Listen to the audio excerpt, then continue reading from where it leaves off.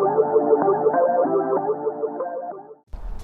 morning, everybody. I'm Jeffrey with Cisneros Brothers Plumbing, Septic, and Restoration. I am the Septic Project Manager, and today we're one of our residents, and we were able to install a seepage pit and a septic tank. So as we go down here and look at the seepage pit we installed, we're waiting for the inspector to come and do the inspection. We put in a new septic tank right here.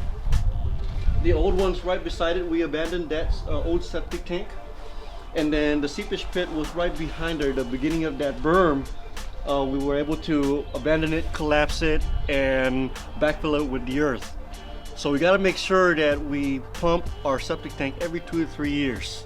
If you don't do that, crud and buildup start piling up inside the septic tank and causes damage in the septic tank and then entering into the seepage pit.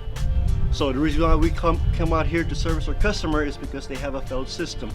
So just make sure, don't forget, do your septic pumping every 2 to 3 years.